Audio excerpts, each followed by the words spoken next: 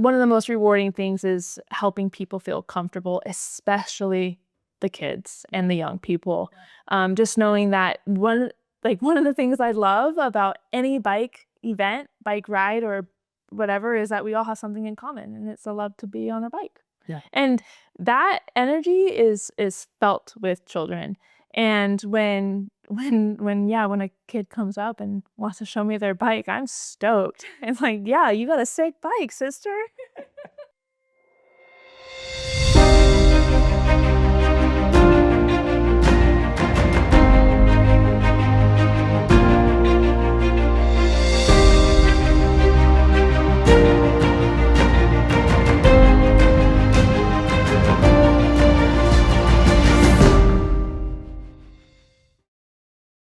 What's going on, guys? Welcome back to Tales, Ales, and Trails. I'm Nick.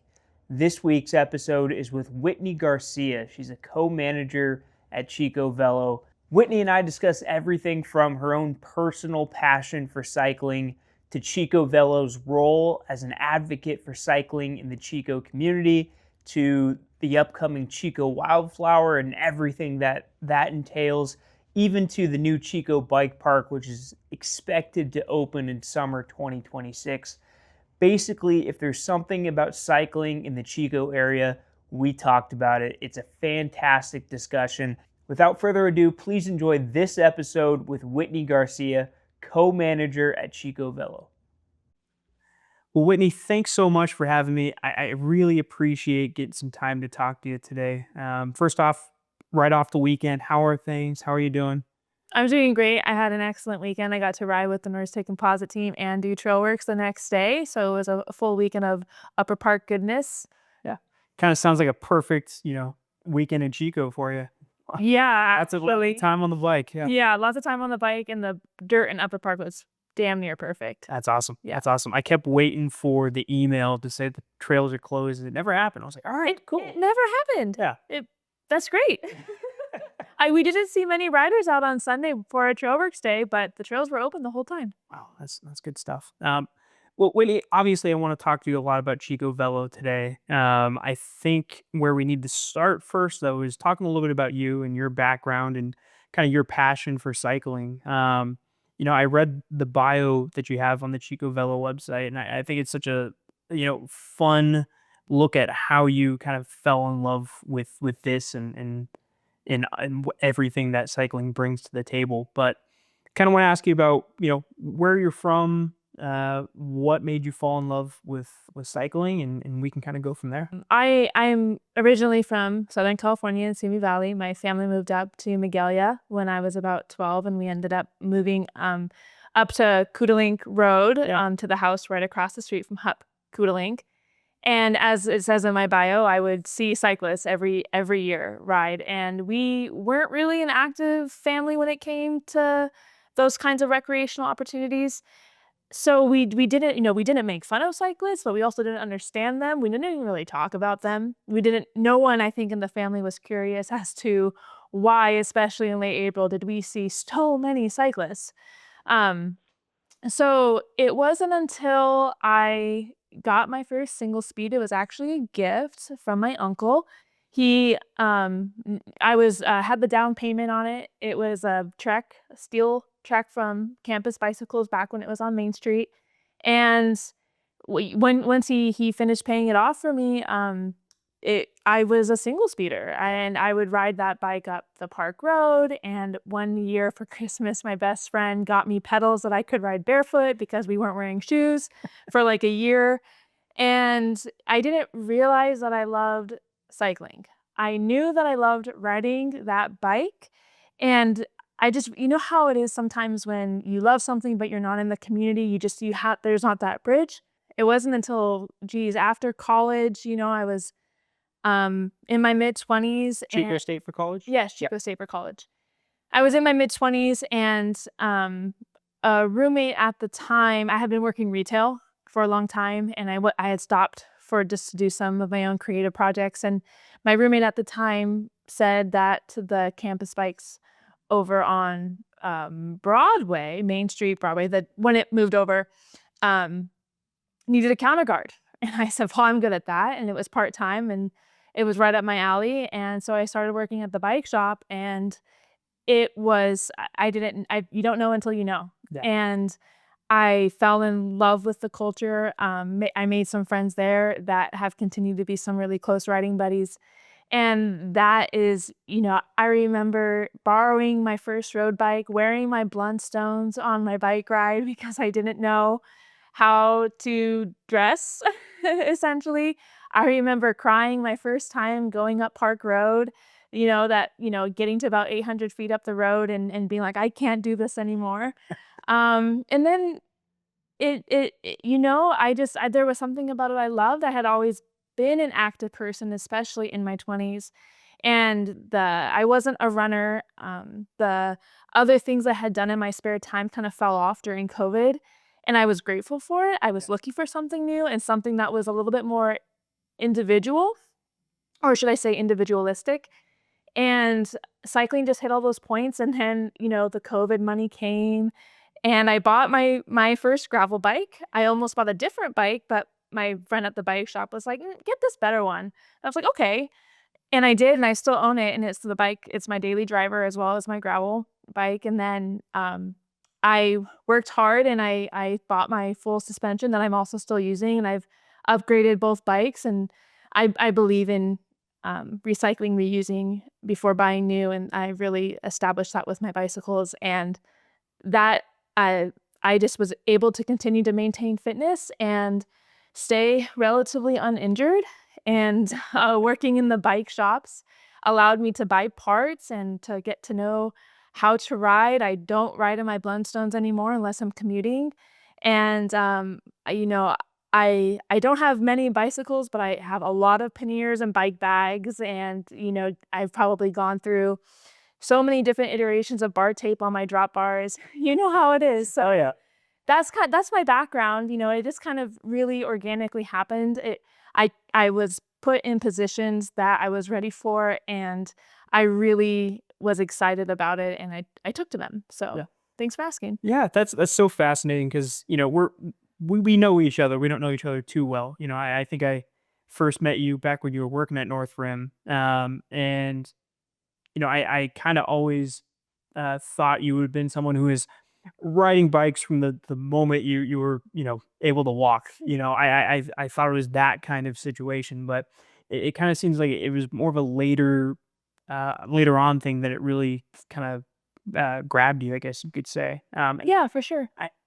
I think about that because when I wasn't really a cyclist until I came to Chico for school, and similar kind of situation. I discovered the trails in Bidwell, and I was like, I need to ride these. This looks awesome. It's fun to be out here and enjoying the nature, and kind of just ran with it from there. And I think that's probably a similar story for a lot of people in town. I mean, the combination of fantastic trails, fantastic places to go and ride your bike, and kind of a community of people that once you kind of go down to the bike shop and get to know these people, they're pretty awesome. Like they're pretty welcoming. They're pretty open to telling you about, hey, you should go check this out. Have you ever been riding up here? You should really explore this. Like it just felt like a really easy thing to fall in love with, and I'm sure you kind of feel that as well. Absolutely. And I think it goes both ways. As someone who's been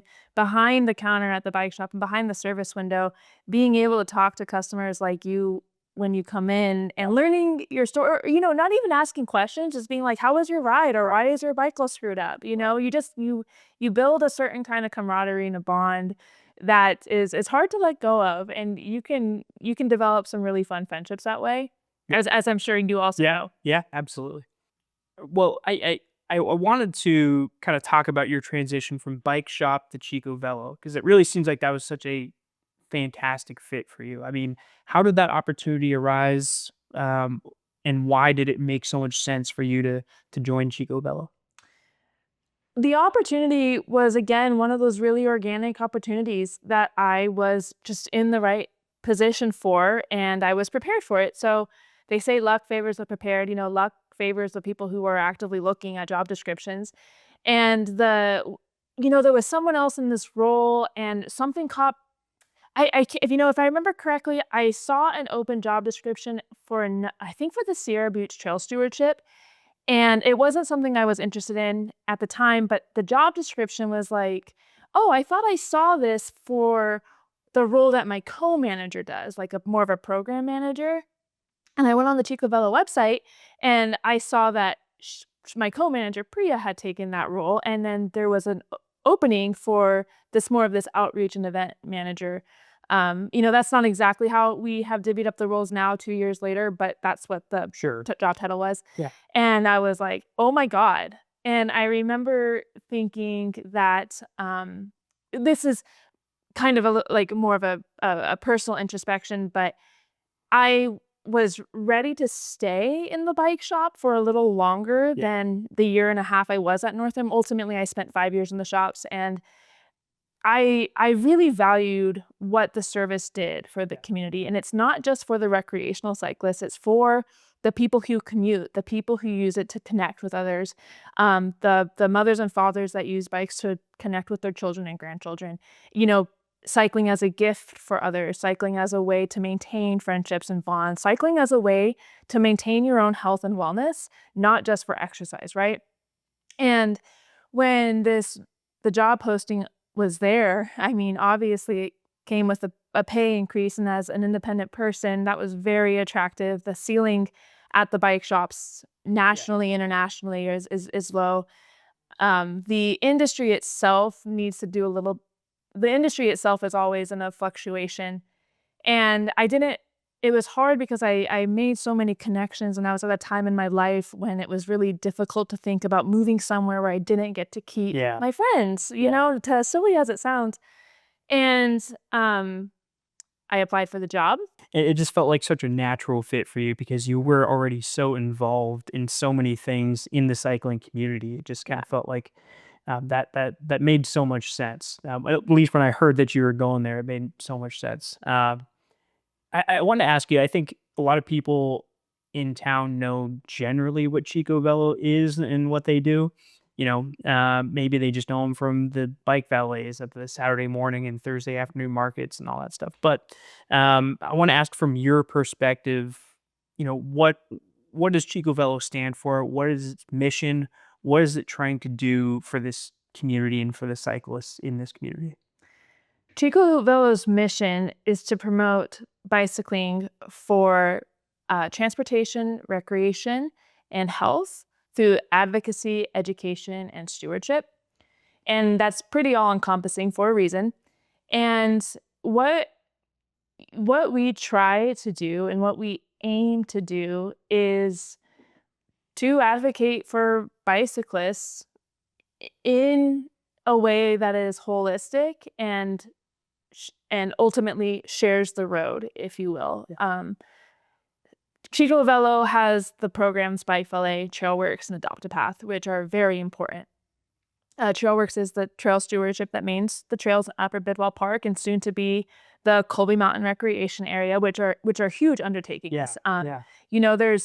It's just as a quick side point, the Trailworks as a trail stewardship is there because there is not city staff able to maintain Upper Bidwell Park.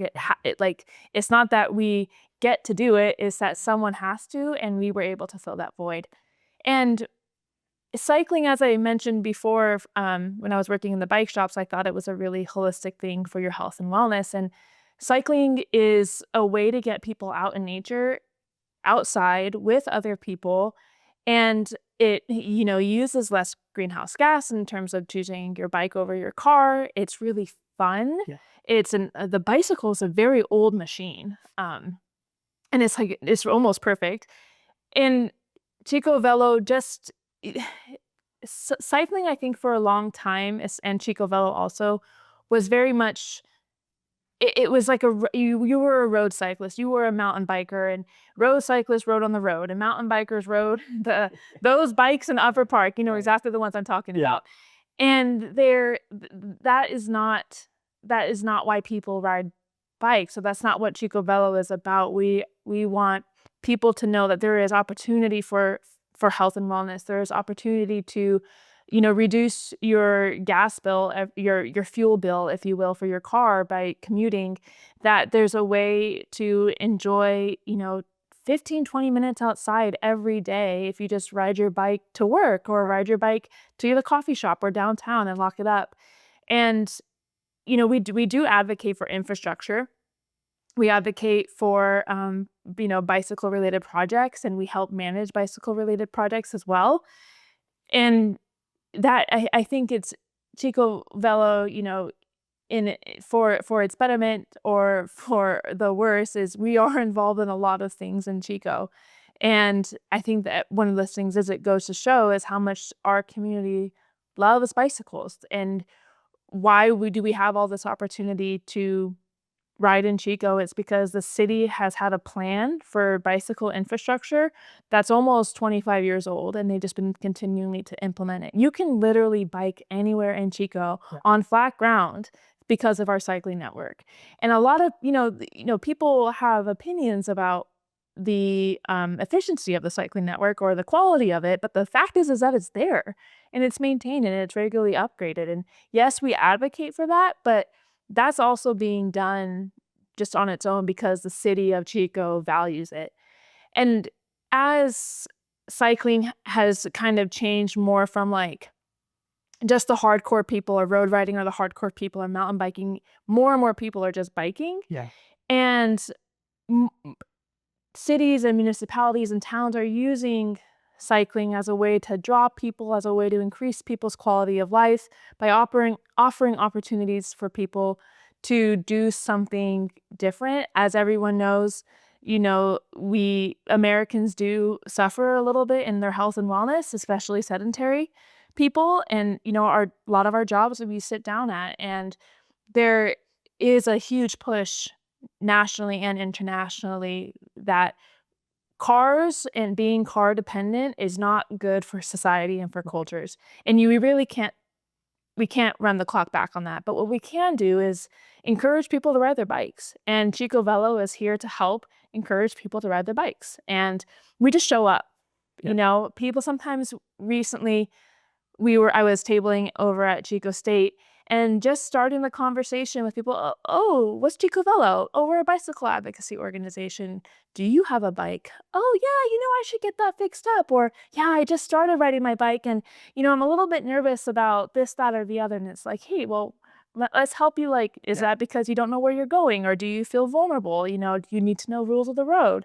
Do you need to know where the bike paths are? Right.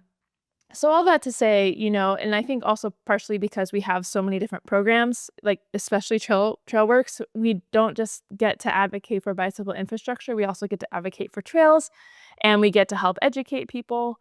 And that's just a long-winded answer of what Chico Velo does. Yeah, you said so many fascinating things in that. I want to get to the infrastructure in a minute here, but I just think about where I'm from, Tracy, California, and for all intents and purposes, it is a cycling wasteland. I mean, there's no culture, there's no infrastructure, there's nothing. So when you come up here and you see just the wealth of like we said, infrastructure of availability of places to ride your bike, and then the organization like Chico Velo that is such an advocate for people getting out riding their bikes, having camaraderie around those bike rides, getting a sense of togetherness and being a part of a community. I mean, it's unlike anything I've experienced in anywhere else I've lived. And I think you guys are a huge part of that. And I think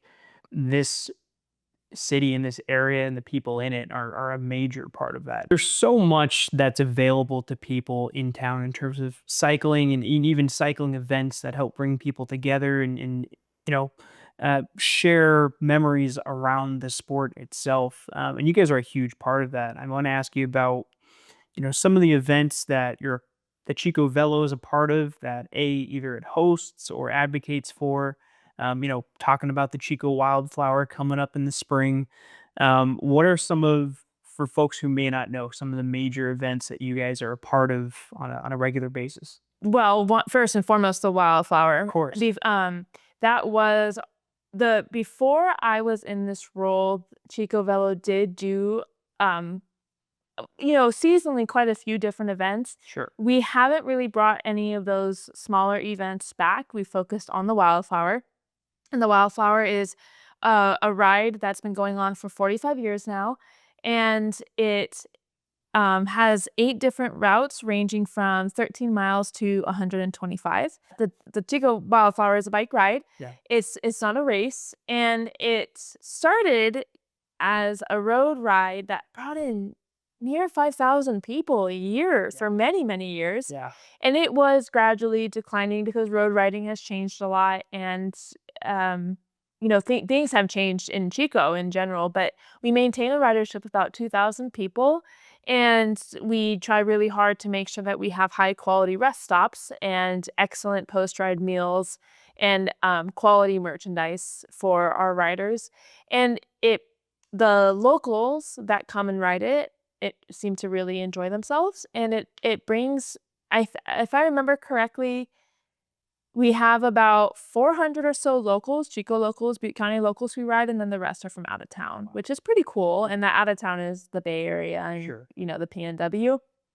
But that is our largest fundraiser. It pays for all of our, our administrative costs throughout the year. And without that ride, it'd be much harder to maintain our staff funding. There's a lot of value placed on Chico Velo for hosting the Wildflower because it brings 2,000 people into Chico for a couple of days. And obviously there are other things in town that do that too, even on that weekend. But the bike ride is one of those things that draws people in. It's an event that, doesn't use a lot of greenhouse gas. It aligns with a lot of different missions. So there's been relationships through the Chico Velo Wildflower Ride and Festival that have been maintained for the last 45 years. It's the same people we're asking to sponsor us and to donate, and they keep coming back and saying yes. So the Wildflower is always going to be the last weekend of April, and registration is open if you wanted to go check it out, wildflowercentury.org. And there's another event that we do called the Fall Bike Party. And that's kind of a combination of a volunteer appreciation. It's a bike party, but it's really a volunteer appreciation disguised because we needed an opportunity to bring our volunteers back and offer them something. And then we have a gear sale and swap. And last year we had about 20 vendors and about 100 guests come through for this fall bike party. And we're doing it again this year. It's on November 21st, and hopefully we were already getting vendors signed up, and it's going to be a great event. Again, we're going to have a bike raffle. Actually, Dance Comp is donating a dirt jumper for the Chico Bike Park, and we're going to raffle it off at the Fall Bike Party. And then the other event that we host now is the Butte County Gravel Grind in partnership with Northam Adventure Sports. And the Butte County Gravel Grind it always started as a way to get people more knowledgeable about the Colby Mountain Recreation Project. Right. And we're seeing incremental growth, not huge tons of growth, but incremental. And this last year was stellar. Just the local vibe. The Butte County Gravel Grind is much smaller. We have about 200 riders. Right. And it's just so fun. Yeah. Like one of the things you said earlier about is the camaraderie and togetherness of the Chico riders. Yeah. And that at the Wildflower, you don't feel that camaraderie and togetherness because there's so many people. You feel something different. Right. You feel like a part of something bigger. For the Gravel Grind, you are all agreeing you'll get really dirty in the woods for a day. Rain or shine. Yes. Yep. It never ceases to bring a smile to my face or get me excited. Planning events is a pain in the ass, but getting people together and excited and you don't do it for the appreciation, but people appreciate that you do it. Yeah. And we also, as an organization, we need people to understand the Colby Mountain Trails and to be psyched about them.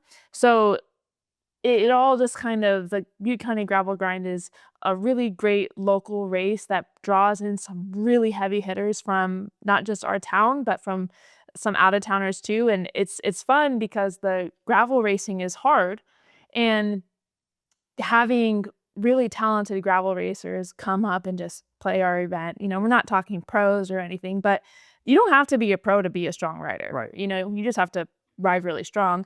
And it's just fun that they come out of the woods for this, right? Yeah. Literally Yeah. into the woods. Yeah. And then because it's a smaller event too, I think there is a little bit more passion from the community to be involved somehow. We get a lot more people just being, offering, hey, we'll be a rest stop, to the point where we had to be like, okay, we have too many rest stops. It's a good problem to have. It is a good problem to have. And it's also nice too because the Butte County gravel grind comes right off the tail of the Wildflower. We actually get to use quite a few of our equipment and stuff. Like we usually have nutrition and electrolytes from the Wildflower that we just carry on over, which is actually really great. Like it's a low cost event. We also hand cook everyone food at the Butte County Gravel Grind. Did you go, Heather? I went last year. Yeah. Good. Yeah. I'm glad. Did you enjoy it? Oh, it was a blast. It's such a fun. I mean, I love the idea that everyone's working through that ride at different levels. Right. There's people who are flying way out ahead of things, and there's always a good solid group in the middle. And then, there's probably where I would be, which is more towards the back middle. Me too. But there's never any animosity, no matter where you are in that group. It always feels very communal. You stop at a rest stop, you talk about how the ride's been so far. The favorite, and I think about this with this ride, with even Thursday night gravel rides, like the favorite thing for me is like finishing, recognizing that we all just completed the same thing, and then getting to talk about that experience and how it went with people who, are like-minded in that way.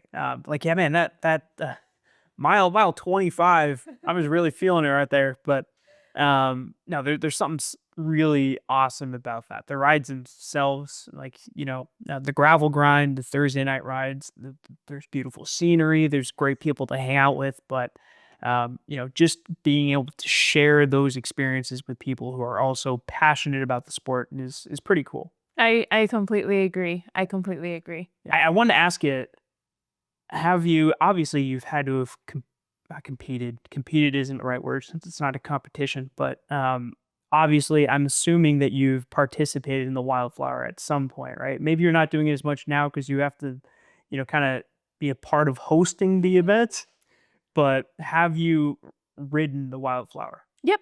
I've ridden the Wildflower twice. Okay. And the first time I did it on the borrowed bike, and I was very proud of myself. And the second time I did it on the gravel bike I ride now. And we kind of made it our own. We went a little further up past Sterling City and came back down. And it's great. Yeah. One of the best things about the Wildflower is there are 6 rest stops all over Butte County, and you don't have to follow the route if you want to hit those rest stops. And yeah, so I don't get to ride the Wildflower for as long as I work for Chico Velo. I will not be able to ride the Wildflower, which is fine. Sure. I prefer to ride alone or in smaller groups anyway. But like two of our board members last year. So one of the things about working at Chico Velo or being a board member is that you have to work the Wildflower. Since my co-manager and I have been able to come up and really take a lot of the load, if not all of the load away from the board members, is that they can go ride the day. Yeah. They do come back and work. It's part of the agreement of being on the board. But this last year, 2 of the board members got a whole group of women together, and they rode on this rainy Sunday. They rode the Wildflower. I think they did the metric, and that's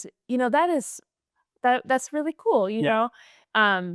I don't get FOMO, but I definitely saw that as something that was special. Yeah, that would have been cool to be a part of. Of course. Although it was really great to be a part of when they came back and they were just so excited that they completed their ride. Yeah. They were all wet. I was all dry. And there is so much, sense of accomplishment completing a ride like that with all those people that, I mean, I've ridden the 65 back in 2022. I don't know if the 65 is still at one of the distances, but and then the year that we got married, my wife only let me ride the 13. She goes, because we were getting married like literally the next weekend. She goes, you cannot get sunburnt for the photos. You can do the 13 and call it good. I'm like, all right. And then the last couple of years we've been out of town. So hopefully this year I'm gonna try and do a century. I'm saying that on camera to hold myself accountable, but it's such a fun time every single year, and it's so cool to see how many people show up for an event like that. So it's so cool to see how many people Yeah, yeah, and that, you don't have to be a road rider. You don't need a fancy bike. The point of the Wildflower is to give people a supported opportunity to ride multiple distances, yeah, maybe distances they wouldn't have tried without support. And that is the point of supported rides, is to give people the opportunity to go places and explore with, SAG support. SAG support is support when you're on the ride is right. someone with a car and like first aid and extra water and stuff. And yeah, being able to ride your bike up to Sterling City and get baked goods along the way Yeah, is pretty cool. yeah, And then you get back to the fairgrounds after getting your ass kicked, and you have a free meal. Well, you pay for it in your registration price, but it's just there waiting for you to eat. And it's the point. And one of the coolest things about biking is it takes you places. Running is really fun and it's a great thing to do for the body's mechanisms, but it's a lot harder to go 60 miles. yeah, And you can go 60 miles on a bike in the morning, yeah. in an afternoon, or you can take all day, whatever is your style. And I think that's just something that is so key as to what draws people, is the ability to explore. And in Butte County, there's a lot of people who have ties to it. So it's the opportunity to explore Butte County. Yeah, yeah, absolutely. The funny thing I didn't realize was how much food I would end up eating at those rest stops. The first one was like, I don't need to eat that much. I'm just gonna grab some water and keep going. And the second stop, I was like, all right, I'm gonna fuel up. So if Yeah. you're riding it this year, whichever camera, fuel up at the first stop. That's my tip. I wanted to talk about another big thing that's happening with Chico Velo and with the city of Chico is the Chico Bike Park. And I'm gonna be completely honest with you. I know the basics of what this park's gonna be, and just from that, it sounds awesome. It sounds like it's gonna be something really, really special for this community. But I kind of wanted to give you the floor to talk about what this is going to be, how it's coming together, how it has come together. I have an idea of when it might be opening, and what it's been like being a part of bringing this to fruition. So how the bike park started is there is someone in town, a private funder, who wanted to build a bike park for Chico. And through conversations with our board, because at the time they were the people to talk to, there wasn't really the staff capacity for it.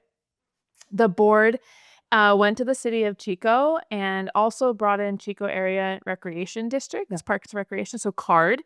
And they identified the parcel that the bike park is on, which is about 5.5 acres right west of Marsh Junior High on Humboldt Avenue.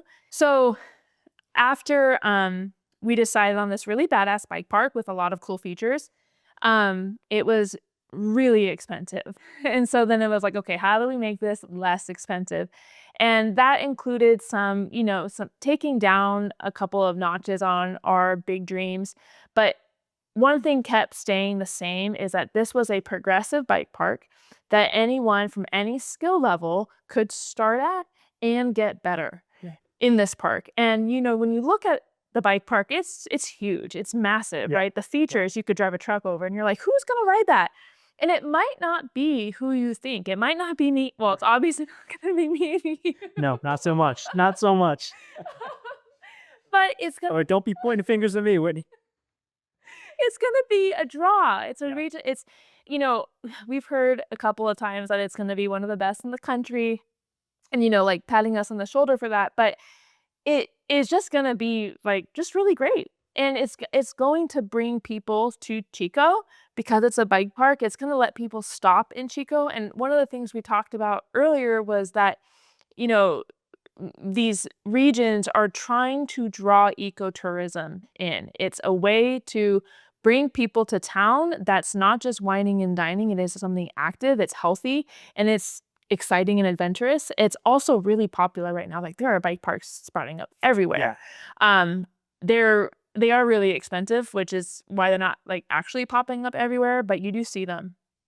So the design for Chico Bike Park, like I said, is progressive. So starting from the east side of the start hill, there's about 6 lines going from, white, the easiest, to double black diamond. And, we were able to get a custom feature made in this big, beautiful curving ramp feature. There's this one part of the park where 2 or 3 of the harder lines converge into this big bowl that's shaped and painted like a poppy. It's called Big Poppy.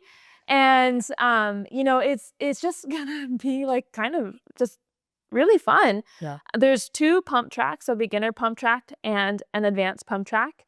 And because we went with Velo Solutions, we get to now host qualifying events for the Velo Solutions pump track races. The park is going to have a food court area. Ramble West is leasing a building at the bike park and will be the manager of the food truck lot. And, we took a lot of inspiration from places we all like to visit, like Bend, Oregon, where there are like semi-permanent food trucks, right? And we're like, gosh, that's so cool. Yeah. How can we have that here? It was basically like we all had these really good ideas about cool things that we've seen, and we wanted to include a bike park. And it just, honestly, the architect and the engineers and the landscape architect, that's Outlier and Rolls Anderson Royce and Jenna Johnson Designs, they kick ass, and they really know what they're doing. They know how to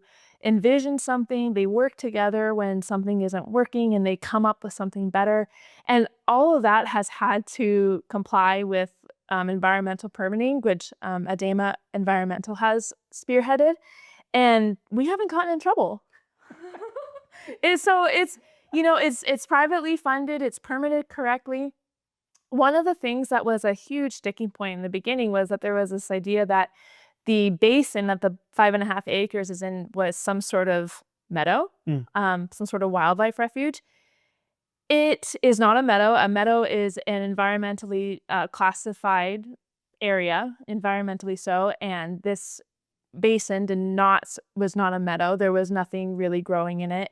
There was a few things growing in it that were not of any sort of point of interest. Sure. That so while there was never a need for like an environmental impact report, because the environmental feasibility study of it just proved that there was no standing water plants didn't grow there.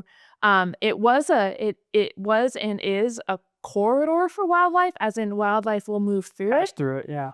But that's gonna change. But it hasn't. The basin itself was never environmentally valuable in that way. It was a drainage basin for stormwater. And so all that to say is, environmentally and aesthetically, this bike park is just going to be awesome. And then when we were first talking about the bike park, we thought we were going to have it all dirt. And then that was a very quick thought. Once the idea became to pave it, everything kind of just jumped a level in value, really, because a paved bike park is ultimately faster and safer and needs less maintenance. The asphalt will last 10 to 12 years before it needs to be replaced or and it feels like much more of a year-round it is park. Oh, right. When it's not dirt, it's year-round. Right. Yeah. I like that aspect of it. I like everything that I've heard about it. I mean, it sounds like it's going to be pretty revolutionary for folks in this area. I mean, Bidwell is such a awesome place to ride, but we were talking about this off camera. It's not always a super friendly terrain for beginner mountain bikers or beginner cyclists to be out there. So having something where you can kind of grow in the park and build your skills, that sounds like sounds like it's going to be really, really meaningful for people here. That's the hope. Yeah. That's the hope. And not everybody wants to learn the skills that the bike park will offer. There are flow lines that are ultimately jumps. Yeah. And you don't have to be a jumping biker to have a good time in Upper Bidwell Park or on a bike in general. This is going to be for people who want to experience it, and there's no commitment. The barrier of entry at the bike park is going to be so much less than in Upper Bidwell. There's almost no consistent place in Upper Bidwell to practice a jump that is small and easy. The Upper Bidwell is damaged by erosion every season, and things change, rocks move, and that's just not going to be the case for the park. Yeah, that's awesome. I did want to ask you about a potential opening date. Do we have a timeline for when this thing? I know it's spring, right? It's summer. It's summer. It's- Okay. Do we have we're just moving towards summer? Yep.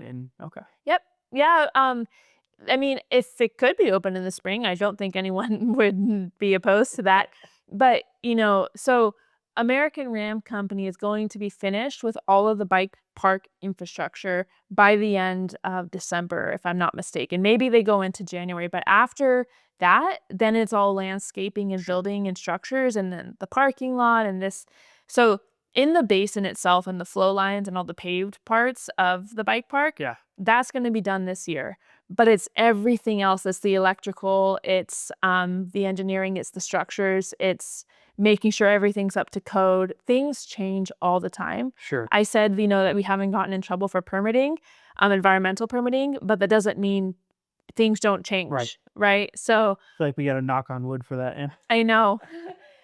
So so now we are saying summer 2026, but don't worry, it's gonna open. It's gonna open as quickly as it can. No, and I know people can't wait for it. Yeah. It's gonna be awesome. And if you haven't driven past it, you should, because it looks sick. Yeah, I have. It's so weird to me. I haven't driven past it, but I was looking at the designs for it online. And I was like, man, this is going to be something else. And I was actually just talking to Ryan and Jim at Ramble about their plans for being a part of that over there. And it sounds like it's going to be everything that people who enjoy bike parks want it to be.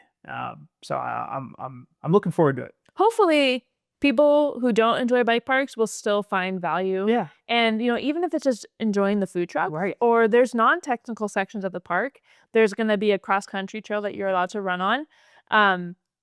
I think that one of the things that's going to be a big draw is people wanting to go get lunch or a beer and want to watch the bike park. I don't know if anyone on camera hasn't just seen a bunch of people ride bikes. It's pretty entertaining. No, it is. It definitely is. And I love that you mentioned Bend, because they've got that awesome, if it's the one you're thinking, that we're both thinking of, that just, like you said, permanent food truck court that you just go to. There's a place to grab a beer in the middle of it, and there's all kinds of different food around. It's very communal. It's very just hang out, grab some food, get a beer. In a city that's also incredibly bike friendly. So I love that was kind of one of the blueprints, or one of the inspirations for this. I wanted to maybe take a moment to look at the big picture for you and for Chico Velo. I mean, it's not, and at the risk of romanticizing all of this, because it is a lot of work what you do and what Chico Velo does to be an advocate for cyclists, to support all the things you guys do, all the things you guys support on a regular basis. I mean, I think about the Chico, the bike valet, and how that is, really in need of support for the upcoming year. There's so much work that goes into what you guys do. What is the most rewarding part of that work? The first thing that comes to mind is the look of a young child with their helmet on their bike, having a great time. There's been so many experiences in this job where parents are excited, but their children are excited to ride bikes. And that's what you want. And there was this thing that happened where we were fundraising up at Stobel because they did a blend for us for Trailworks for the Coley Mountain, and a mother and her children came, her daughters, and we said hi. And then the next few days later, we were at the ribbon cutting for the bridge, and I kind of feel this, you know how it feels like there's someone wanting your energy or your attention. I look down and there's this young girl on her bike, and she's not looking at me, but she's very, very close. And I look and her mother is there, and it's the same mother from the stable, and she tells me that her daughter wanted me to see her on her bike, and the daughter was being shy, but we ended up being able to connect, and that is so rewarding. It's it's the knowledge that we are helping people feel comfortable on bikes. And you know, as a woman in this position, as a cyclist in town, the being a bridge for the young people and for the parents and for the more talented road riders, you know, I'm very middle ground, very neutral, and it's one of the most rewarding things is helping people feel comfortable, especially the kids and the young people. Just knowing that one of the things I love about any bike event, bike ride, or whatever is that we all have something in common, and it's a love to be on a bike. Yeah. And that energy is felt with children. And when a kid comes up and wants to show me their bike, I'm stoked. It's like, yeah, you got a sick bike, sister. I love that. I mean, Yeah. there's, you could point to the tangible accomplishments, right? Hosting the events, supporting this and getting to, see these things come to fruition. But like moments like that, like that's what it's all about. Like getting to see someone genuinely enjoying, cycling because of, something you were a part of. That's awesome. That's really special. Yeah. Um, I before I let you go, I think do need to talk about Chico Bike Valet. I want to give you the opportunity to talk about that, and I can be as much of an advocate as anyone for that. I mean, every Thursday night market, I'm using that Bike Valet. It's so nice, especially when you're when you're in a situation where you've had multiple bikes stolen from you in the past. There's a sense of security that your ride home is going to be there after you're done at the market. And I mean, look, that seems simple, but it's a big deal to have someone there looking after your bike, especially when, bikes can be as important as they are to a lot of people in town. Um, can you talk about the support that's needed for the bike valet moving forward?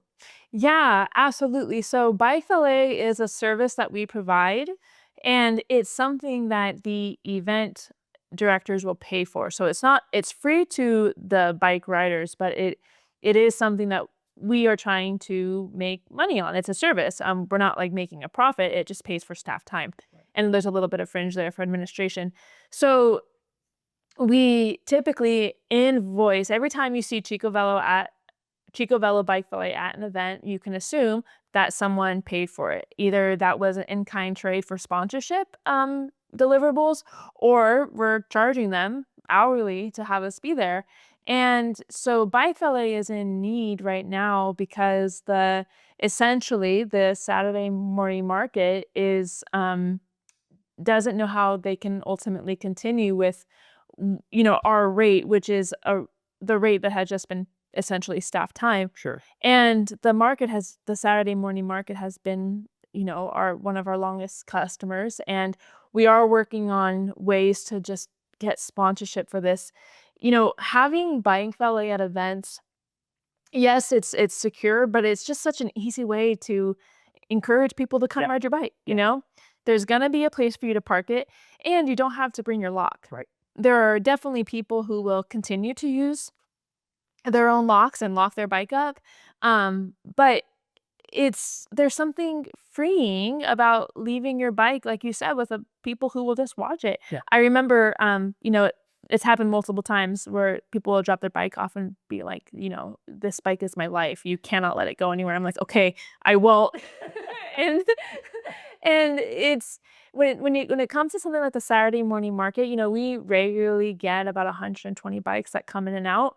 it's it's such a thing, it's how many people in Chico have ridden their bikes to Bike Valet, and the Thursday night market is not quite in the same situation, but ultimately, when you're paying for something for multiple hours a week, and you're also a nonprofit, it's tricky. You look for ways that you can save your own money to continue on your own program or event like the markets do, and Bike Valet is a cost, and it does add up.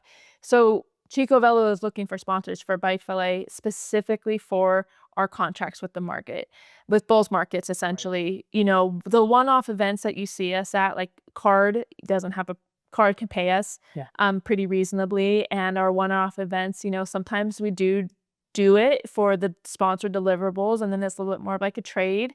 And those are typically really good for our own visibility, or sometimes like for the Banff Film Festival held at Laxton. I want to be there, so I say, hey, how can we make this work? And they're like, okay, this is easy enough, and things like that is more for us to maintain visibility in the outdoor and recreation community. But the market is for commuters, it's for transportation, and the Saturday morning market especially is for people to be able to ride their bikes. Hundreds of people, where would they lock their bikes up in that area? Yeah. Hundreds of people to get their market goods and ride their bike home. That is a holistic cycle of the bike, right? You take it to the market, you get food, and you go home. You get local food, you get local produce, Yes. local goods. You're supporting local businesses. Yes. Yeah. So there's two sides of the coin here. We want some more support for Bike Valet so we can go to more events, and we end up in the deficit for Bike Valet every year. We end up losing money because we do essentially do things for free. Right. So we are looking for support to be able to be at more events, more local markets. If somebody, if a nonprofit reaches out and wants Bike Valet at their event, do we have a fund that where we can just be like, yeah, we can work our service with you. And on the other side of that coin is we are definitely looking for support to continue to be at the Saturday morning market, to help the Saturday morning market out. We don't want to leave Saturday morning market. We want to continue to be there for Chico every Saturday from March through November. And if there's definitely ways that Chico Velo is currently working and succeeding to making sure that doesn't go away, but we can't do without community help. And as a nonprofit, sometimes you feel like you're asking for money a lot of the times, and that's just the name of the game. We need money and financial support to continue on with these services because we have a lot of projects going on right now, and in order to continue our Bike Valet program, we need community support. Right. The way I always look at it, especially with nonprofits, is, it is an ask for money, but it's asked to reinvest in the betterment of the community, right? I mean, everything you guys do is for the community. So the money that is donated or the money that is contributed goes right back into making sure that this area is a great place for cyclists for years to come. I feel like we've been, or at least I've been asking you some version of this question maybe twice already on this episode, but I think it's a great way to bookend what has been a really awesome discussion about Chico Velo, about cycling in this area, and kind of the passion that is shared around this community for it. When you look at the position that you're in, and the the work that you're able to do, um, what is it what does it mean to you to, you know, be able to be a part of something that is so dedicated to supporting cycling in this community? I mean, you're someone who lives and breathes cycling. I mean, it's got to mean a lot to you to be able to get to do this. And again, at the risk of romanticizing what you do, because it's a lot of hard work, but it really feels like this is such a worthwhile endeavor, um, uh, to be a part of this community that is so in love with the idea of cycling, and to be able to support that both as a member of Chico Velo and as an individual. I mean, you're a coach for the Chico North State Composite Team. North State Composite Team. Thank you. I always forget their name, It's but okay. like you do so much to help further cycling and help get people into the sport. What does it mean to you to be a part of all this? I think that's a really deep question for me personally, because I did not know that I would be here when, I was 19 and coming to college. I think that sometimes we are given things, and there have been, we all have hard times in our lives, and we all have things that we've worked really hard for, and some things go and some things don't. This is something that it came to me, and like I said, I was in the right position and I took the opportunity, but it was a gift. This has been such a there's not many positions in Chico that I could have come from a bike shop and just completely transferred over my skills and my relationships. And now I'm learning more skills and have more relationships. I have a much broader scope now. And it means so much to me to be in this position, because I get to keep my relationships. I get to keep my holistic lifestyle. I get to learn from a really great board of directors, and I have a good and great relationship with my co-manager, Priya. Um, Being able to be a cyclist and then also work in cycling, it is a dream. There is a little bit of romanticizing about it. I have a great job, and it didn't come to me out of nowhere. This was something that I was on the path for, and I took the opportunity and worked really hard to get it. And in my personal life, that means a lot to me. I earned this. This is not something that I just blindly walked into and have made it work. There's, definitely been a lot of learning curves, and being in this position is very relational. I do get to do a lot of cycling in this role in my life, my work-life balance. But it's just, actually just a lot of emailing and talking and being in meetings and advocating, yes. And also something that we had mentioned off camera was it's kind of walking the walk. I think that the community wouldn't be so hyped on the cycling. So Chico Velo is a very important part of the cycling community because of its legacy. But I think we are all latching on to Chico Velo right now because we all like each other at this time. Yeah. Yeah. I'm friends, I've had these friendships and I've been on rides with so many people. It's just we're pals, we're buddies. And that means a lot to me, not just being in this position, not knowing anybody and hoping that someone will be my friend. It's that every time I go into the bike shop, I have friends, and every time I go on a ride, there are people that I know and that I'm excited to see. And every time, you and I have been on quite a few rides together now at this time. And it's just nice that we get to keep up with each other, on the ride itself. And then at the end of the ride, it's like, oh man, how was that for you? And, we're both stoked. There's that togetherness, and then having, I don't want to say power, not Chico Velo has power, but it has influence. Yeah. Right. And knowing just what are cyclists talking about, what makes them passionate, what are we struggling with as a collective, how is the industry doing? I think something that we haven't really mentioned is my background has allowed me to key into industry details that's very important for the life and blood of cycling. Yeah. And so all that to say is this job means a lot to me on a very personal level. And I definitely noticed that it's a pretty sweet gig that, allows a lot of flexibility. Sometimes I have to work on weekends, but I also get to take a weekday off if that's the case. And, there's a lot of autonomy, and I have a really great board and a co-manager, like I said, that just, it's a good thing, and I'm someone who tries really hard not to take things for granted. And I want my time here to be in good faith and to be made useful and not wasted. And I don't think I'm wasting it. So, yeah. That's awesome. That is really awesome to hear. Thanks. I'm gonna put you on the spot. Wrap things up. Favorite moment on a bike? Favorite memory that you have of cycling? Is there one moment, one ride, one experience that you're like, man, this takes the cake. This is what cycling is all about. I'm living the dream. And I can answer too. I'll answer after you. But Okay.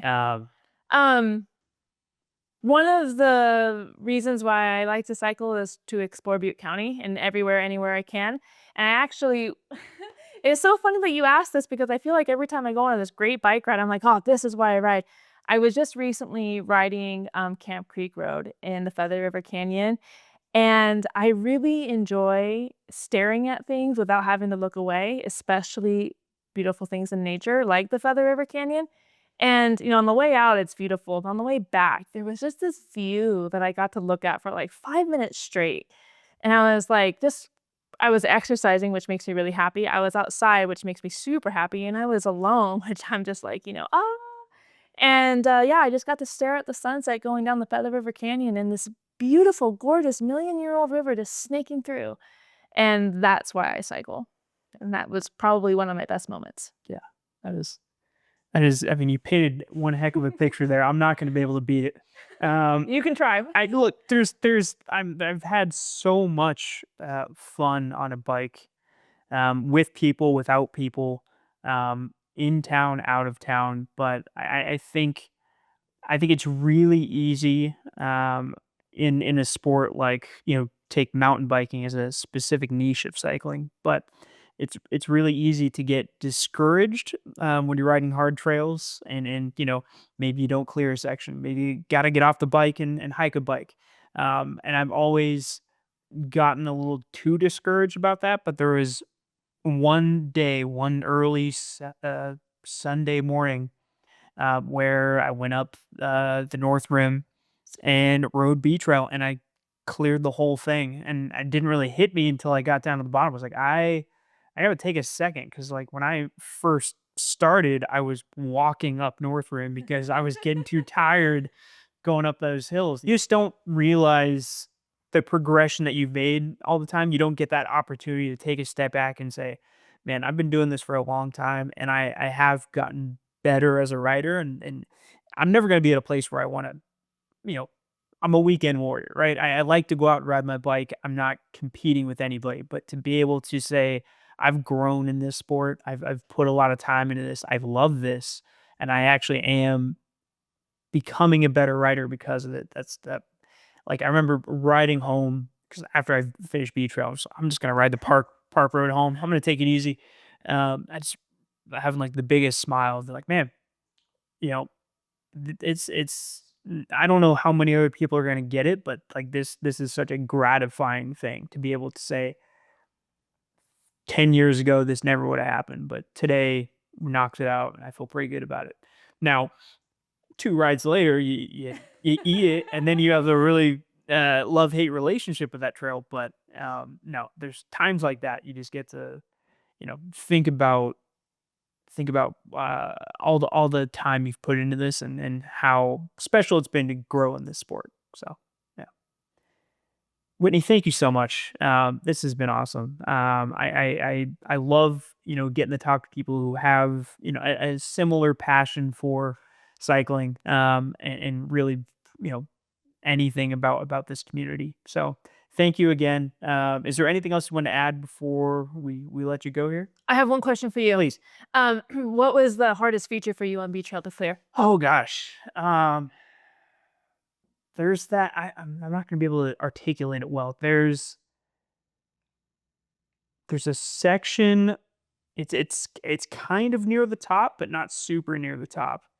Um, it's a really you pop up and you make that a hard right turn, Yes. and I'm never great going to my right to begin with, but it's just so like you have to articulate yourself.